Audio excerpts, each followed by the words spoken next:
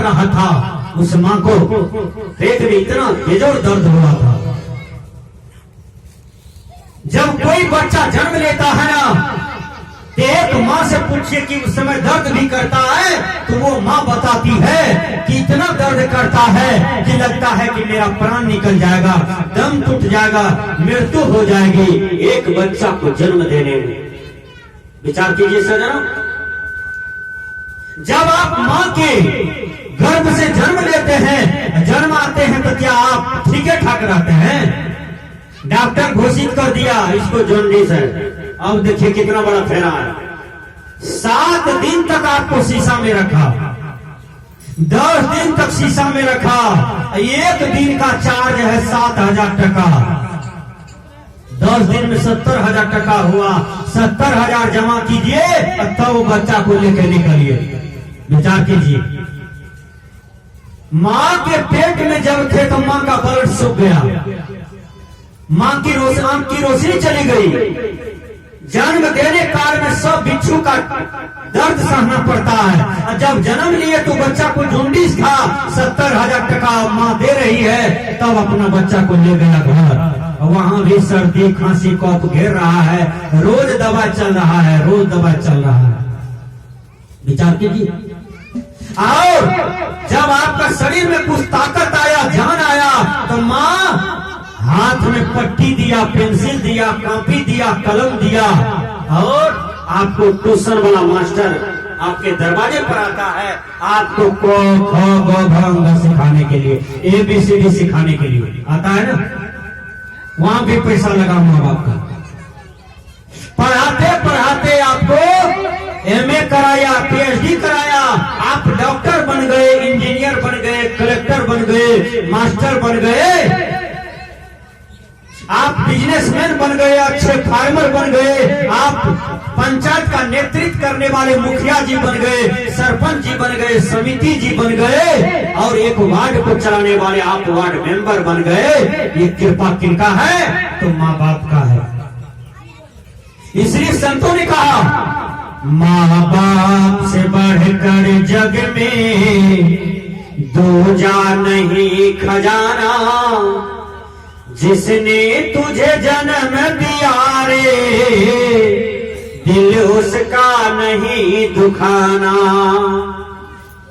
देखिए, जिसने जन्म दिया उसके दिल को नहीं दुखाना चाहिए। ये संसार में सबसे बड़ा पाप है जो माँ बाप के दिल को दुखाता है, माँ बाप के दिल को तोड़ता है। मैंने कहा कि माँ बाप के अंदर में बहुत बड़ी शक्ति होती है। जो माँ बाप को श्राद्ध करता है, माँ बाप का सेवा करता है, माँ बाप को खुश रखता है, माँ बाप के दिल को जीत लेता है, माँ बाप के चरणों को नमन करता है, माँ बाप को ही देवी महादेवी समझता है, महादेव समझता है, और समझ जाइए कि वह पुत्र माँ बाप का श्राद्ध कर लिया। मरने के बाद जितने भी आडंबर वाला कर्म किया जाता है, ये कोई श्राद्ध नहीं है, ये दिखावा है। इसलिए इस दिखावा में नहीं पड़िएगा, इस दिखावा से मुक्त होइए। पंडित ने समाज को छला, पंडित ने समाज को बर्बाद किया। बीजक में आप पढ़िए, कबीर साहब कहते हैं, पंडित को समझाते हैं, पंडित बात बदे सो झूठा, राम के कहे जगत गति पावे, खान कहे मुख मीठा। पंडित जी जब मंत्र पढ़ाते हैं हमारे यहाँ, देखिएगा, क्रियाक्रम करते हैं और मंत्र पढ़ाते हैं। क्या मंत्र पढ़ाते हैं? अपार संसार समुद्र मध्य समजतो में, कुछ लियो, जल लियो, बाप का नाम लियो, स्वाहा। पंडित जी से पूछिए कि स्वाहा स्वाहा जो बार बार बोलते हैं, ये किनको स्वाहा याद कर रहे हैं? पंडित जी इस स्वाहा स्वाहा जो कर रहे हैं, इस स्वाहा से क्या मिलेगा उस आत्मा को? पंडित जी के पास कहीं कोई जवाब नहीं है। गुरुवर कबीर ने कहा, पंडित बात बदे सो झूठा। ए पंडित जी तुम्हारा बात झूठ है। कहा कैसे? पंडित जी आप कहते हैं राम राम कहो मुक्ति मिल जाएगी, राम राम कहो मुक्ति मिल जाएगी। पंडित जी, ये बात वैज्ञानिक तर्क नहीं है, ये बात में विज्ञान साथ नहीं हो सकता है, कबीर विचार साथ नहीं हो सकता है, इस बात में गीता साथ नहीं है, इस बात में भ्रम है, इस बात में कोई ताकत नहीं है, कोई शक्ति नहीं है, कोई पावर नहीं है। पंडित जी, यदि राम राम कहने से मुक्ति मिल जाएगी, पंडित जी पिंजरा में कैद है सुगा, वो भी कहते हैं राम राम बोलो, कृष्ण कृष्ण बोलो, और सालों भर से कहते आ रहे हैं सुगा राम राम बोलो, कृष्ण कृष्ण बोलो, तो सुगा कहाँ मुक्त होता है? पिंजरे में बंद रहता है कि नहीं? राम के कहे जगत गति पावे, खान कहे मृत मीठा। पंडित जी, यदि राम राम कहने से मुक्ति मिलेगी तो हम कहेंगे गुड़ गुड़ गुड़ गुड़, चीनी चीनी चीनी चीनी चीनी चीनी चीनी, मुख मीठा हो जाएगा। चीनी चीनी कहने से मुंह में चाय ढूंढ जाएगा। चीनी चीनी कहने से दही चीनी मुंह में प्रवेश कर जाएगा। होगा? नहीं होगा। चाचा कहने से मुंह में चाट घुस जाएगा? नहीं। पंडित जी, बात झूठ है, इसलिए सज्जनों विचार करना होगा। राम के कहे जगत गति पावे, खान कहे मुख मीठा, पावक कहे पांव तो डाहे, जल कहे तिरसा बुझाई। गुरुवर कबीर कहते हैं पंडित जी, आग आग कहने से क्या हमारा पैर जल जाएगा? आग आग कहने से क्या मेरा भोजन बन जाएगा? चूल्ही पर भात और सब्जी बन जाएगा? बन जाएगा? नहीं बनेगा।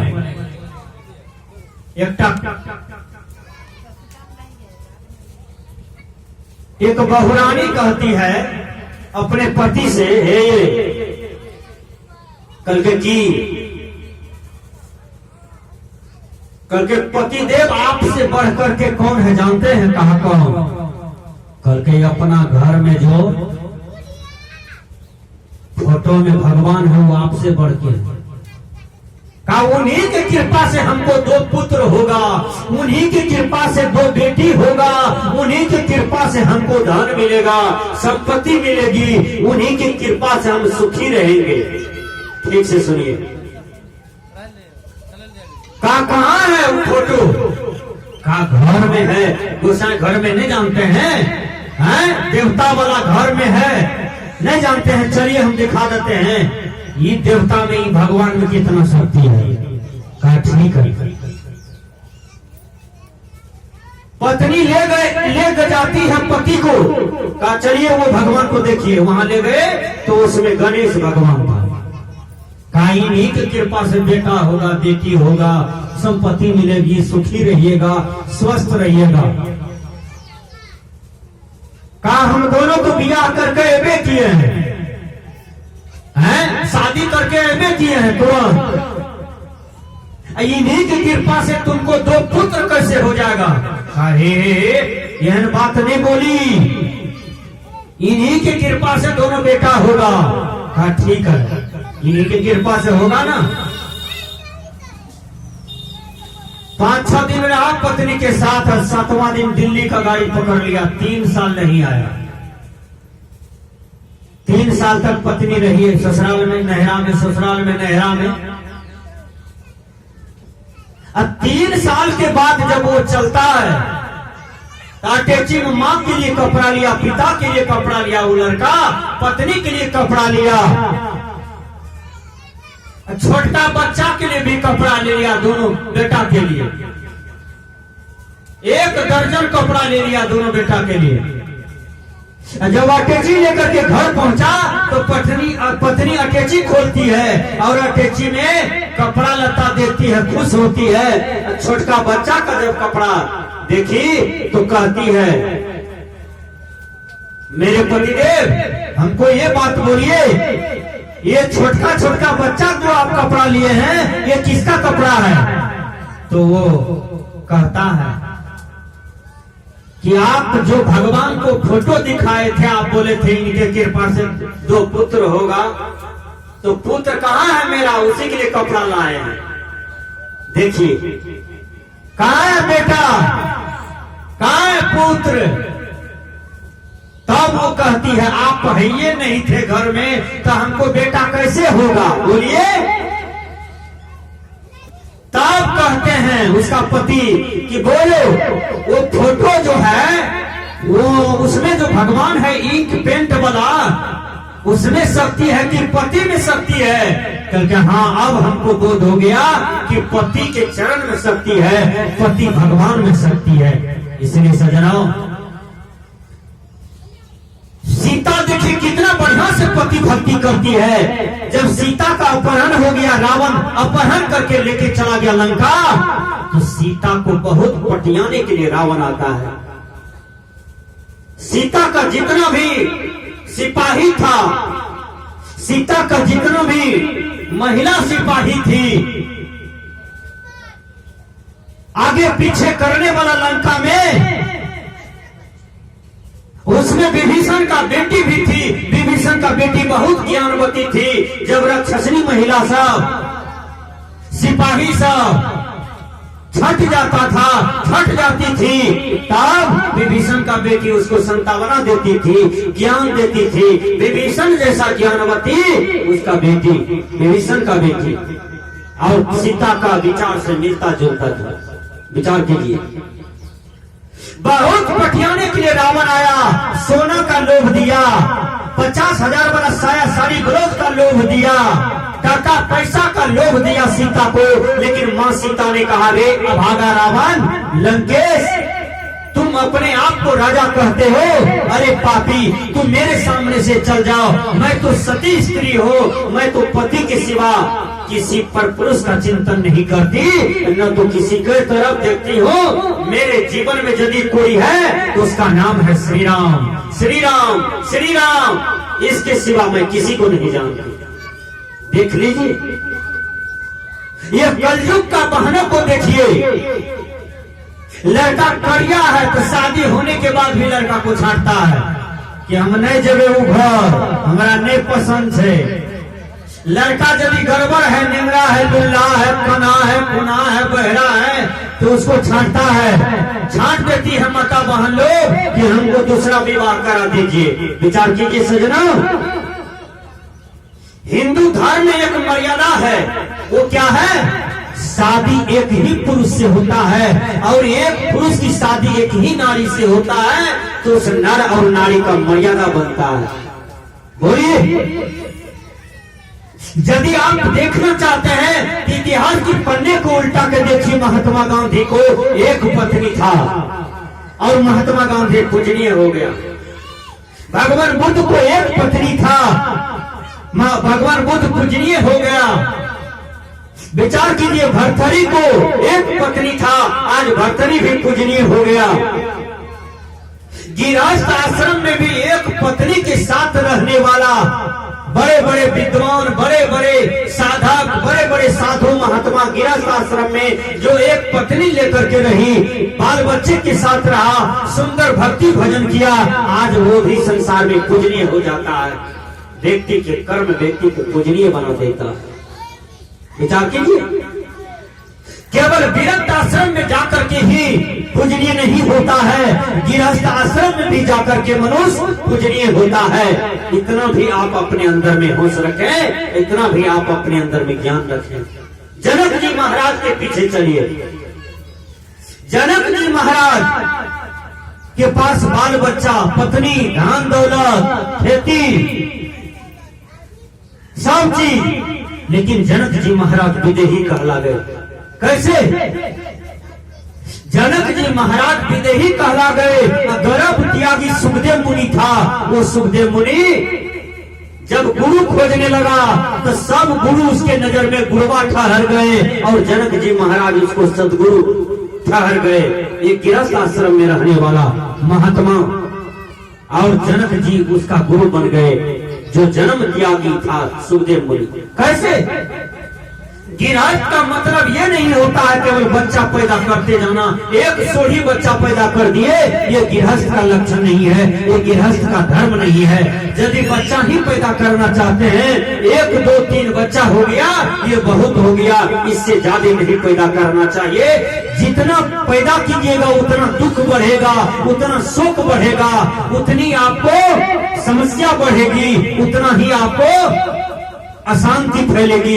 इसलिए कम बच्चा, कम संतान, कम शोक, ज्यादा संतान, ज्यादा शोक, ज्यादा दुख का घर होता है।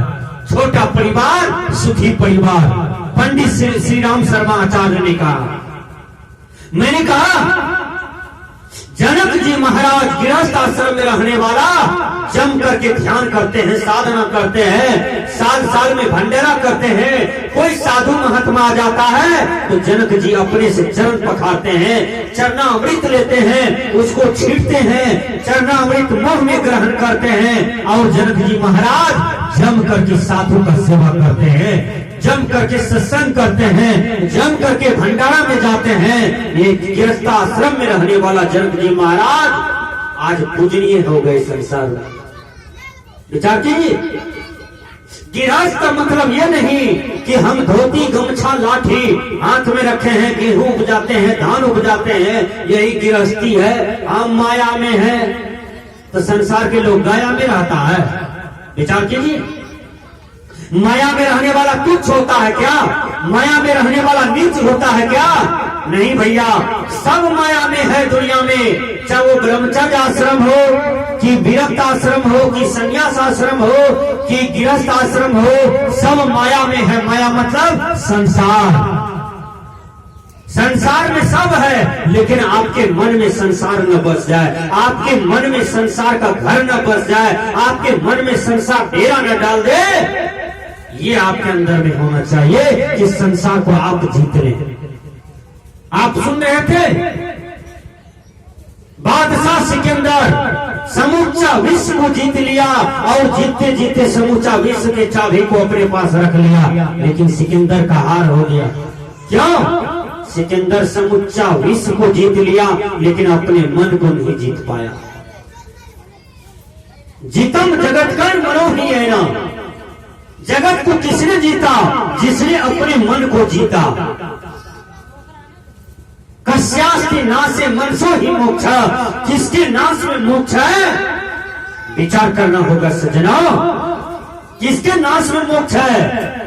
मैं बता देता हूं, मन के संकल्प विकल्प का नाश कर दीजिए, इसमें मोक्ष है। आप मन के साथ 10,000 का साया साड़ी ब्लाउज पहन लिए हैं, अपने देह को निहारते हैं, तो मन के साथ है कि नहीं? 25,000 का जीन्स पहन लिए हैं, हरदम आईना के पास जाते हैं, अपने आप को निहारते हैं कि हम बढ़िया लगते हैं कि नहीं लगते हैं, सुंदर लगते हैं कि नहीं लगते हैं। आप संसार में, आप दुख में, आप विषय में हैं। मन के साथ मत होइए। यदि मन के साथ जो जो हुआ उसका पतन हुआ, उसका हार हुआ। रावण इतने बड़ा विद्वान था, क्यों हार हुआ? क्योंकि मनमुखी था। कंस इतने बड़े प्रतिभाशाली था, बलशाली था, हार क्यों हुआ कंस का? क्योंकि मनमुखी था। मन में जो जो आया, अहंकार में जो जो आया उसको करते चला गया, इसलिए हार हुआ, इसलिए पतन हो गया। दुर्योधन इतना बड़ा बलशाली था, उसका भी हार हुआ। क्यों? क्योंकि मन के साथ था, न्याय के साथ नहीं था। दुर्योधन सत्य के साथ नहीं था। मैं निवेदन करता हूं, देखिए भाव यहां पर प्रसंग आता है। जब भगवान कृष्ण जाते हैं, बहुत बड़ा मीटिंग बैठता है हस्तिनापुर में। भगवान कृष्ण गए और कहा, पांडव के पक्ष से बोलते हैं। राजा बैठे हैं, भीष्म पितामह बैठे हैं, द्रोणाचार्य है, कृपाचार्य है, कर्ण है, दुर्योधन है, दुशासन है, शकुनी है, सब है, एक पर एक योद्धा है वहां पर। उस मीटिंग में कृष्ण ने एक प्रश्न रखा कि पांडव की ओर से मैं केवल 5 गांव मांग रहा हूं दान में, लेकिन दुर्योधन वह भी दे न सका। विचार कीजिएगा,